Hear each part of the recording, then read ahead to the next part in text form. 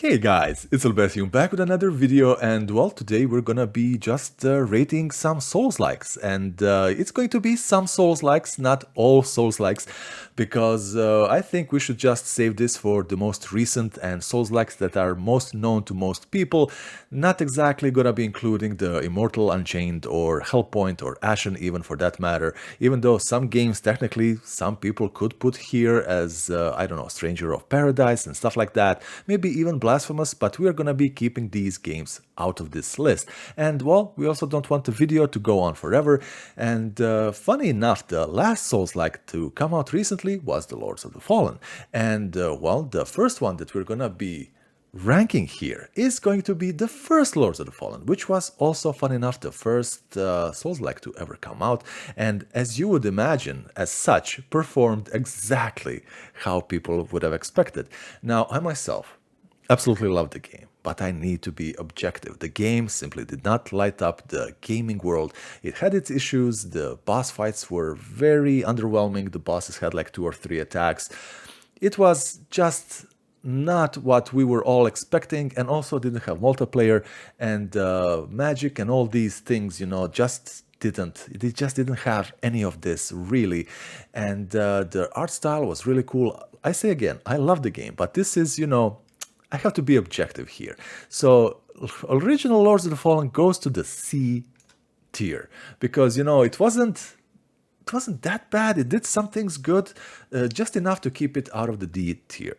Now, the game was made by, I think, the joint effort of CI Games and who else was it? Deck 13. And Deck 13 would go on to make The Surge. Now, The Surge to me is one of the finest Souls-likes because it brings a lot of its own into everything, and it completely did away with the dark fantasy thing. It actually had some pretty amazing revolutionary ideas like targeting of the limbs and, you know, acquiring the weapons and pieces of armor in such fashion, because if you see it on the enemy, just cut it off. And it was a really good game. But I feel like it just went, I mean, this is gonna be funny to say, went for realism in a Souls-like that's about the future and the mechs, but the whole environment it took place in, there's this huge factory, you know, it was just done way too realistically. Like even the departments in this whole facility, the order in which they were made and designed, it all made sense. Like you had the, you know, waste disposal and incineration. It was just really, really good. And you know what, I feel like the B tier is absolutely fair for this one. Now, sorry about that. Remnant from the Ashes. Now, to me, this was absolutely the king of Souls-likes. It absolutely was. It was fantastic. It brought a lot of its own ideas. It had amazing lore, sorry about that, gameplay. Everything was on point. Absolutely A tier. Now, Blasphemous 1 and 2, I do consider these games more to be Metroidvanias than 2D Souls-likes, even though a lot of people do put them there. But I guess I can rate them because both games are just amazing, and the first game was absolutely A tier. Now, the Surge 2 was a very good upgrade over the first game. I feel like it did for the first game what Titanfall 2, I say this quite often to convey this type of point, but I feel like it did a lot of good stuff for the game. For the life of me, I have no idea what the story was. I played it a lot. So that tells you also not just how confusing the story is, but how good the gameplay was. And to me personally, the Surge 2 is A tier all the way.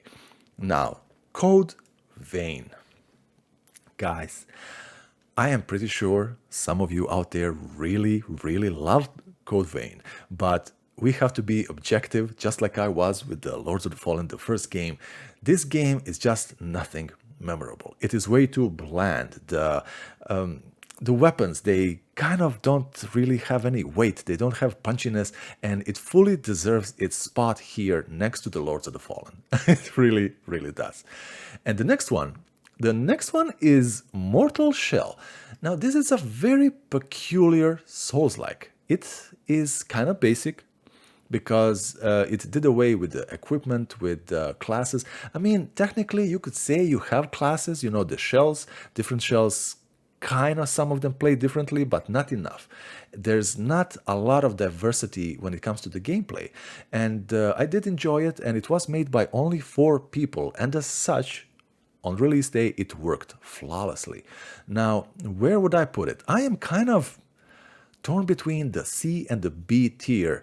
If it had a B minus or C plus, it would definitely be worth putting in either one of them. But you know what? I'm an optimistic kind of guy, so I'm gonna put it here next to the Surge 1. Chronos, Before the Ashes. Now, this was a prequel to the entire story of Remnant series. It did away with the guns and everything, and by doing that, it just became yet another clone of Souls, you know, and it just didn't do too much to really diversify itself from, well, Souls games. It was just not memorable, and I'm gonna put it, this is gonna be the first game to go into the D tier. Steel Rising.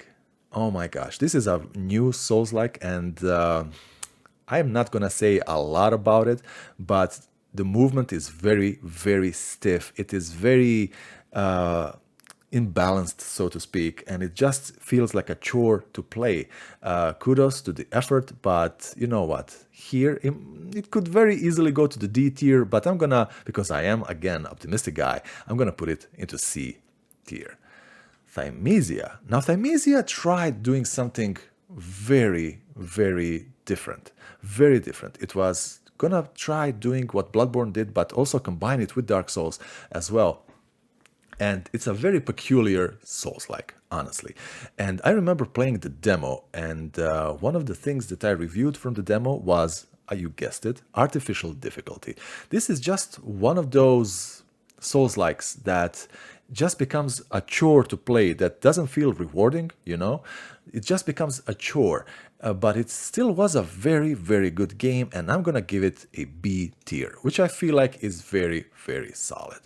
Now, Volong. Volong is, well, from the creators of Neo series, and it is a very, very good and capable, polished game.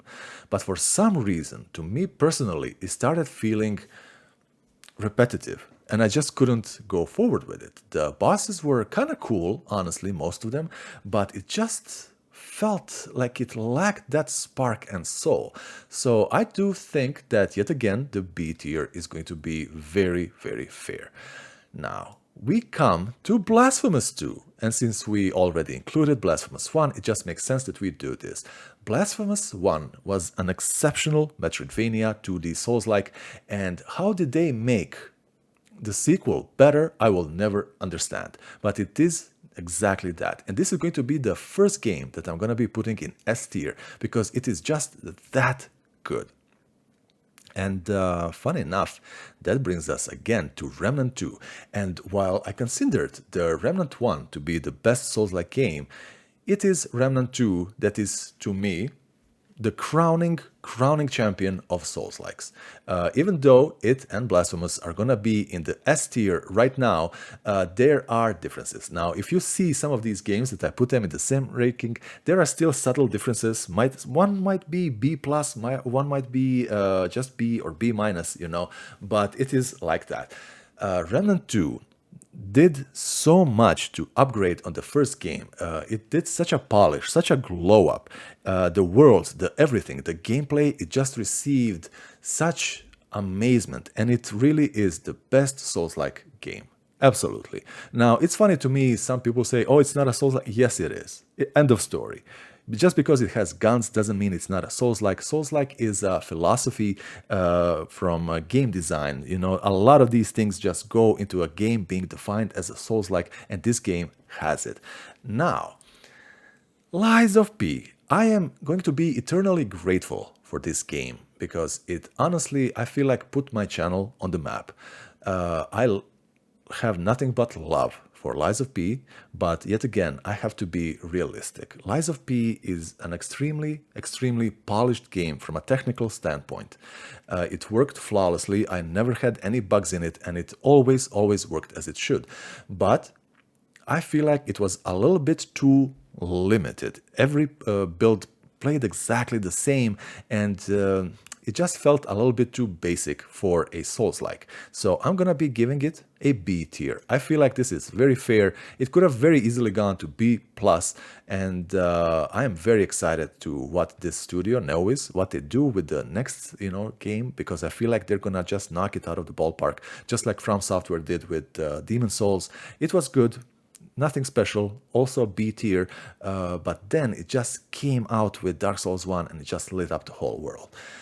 Neo 1.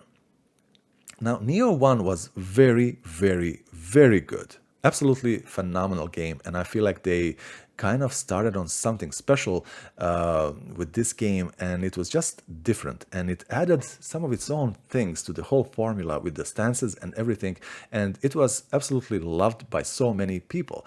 But I feel like, you know what? I think A tier is fitting. And funny enough, the sequel comes right after it. These are two exceptional games. Both of them deserve to be in A tier, honestly. And well, the next one here is Stranger of Paradise. But you know what? We have games like I said, Dolmen. That game is not worth the money on the disc it is, let alone 30 euros that it was when it came out. And this is going to be the list, guys. We have 2 in S tier, and I do believe I was very, very fair here. I can already hear the sound of the keyboards. Why didn't you put Neo 2 in S tier? Why is Lies of P over there in B tier? If you don't like this, make your own list. No one is stopping you. And absolutely, since it's not here, we're gonna just have to imagine, knocked my microphone there. We're gonna imagine me dragging it here, but the new Lords of the Fallen game, it would deserve its spot right here next to the Lies of P. Both games are very, very good, but neither of them are the best Souls-like, and that is just fact. Now, when you compare it against, look at these heavy hitters, and someone also might say that it's not even that Elden Ring is the best. No, Elden Ring or no game from Software is a Souls-like. Those are games that are not made by From Software. From Software has the category of their own, and these are just copycats that might come very close within the touching distance of quality that From Software produces, but not really. Even though these are amazing games, From Software just punches differently. Guys, this is it. This is the rating. Hopefully you enjoyed this. Let me know in the comments, because I am pretty sure quite a few of you will do that, and some of that is not going to be pleasant. I missed you guys. It's been a few days since the last time I uploaded. Fun enough, the last video I did upload, after I clicked upload and everything was done, immediately came down with food poisoning of something I ate that day, and only today do I feel like myself. I hope you all have been very, very good. Your lives have been exceptionally well, and guys, I will see you in the next one. Bye bye.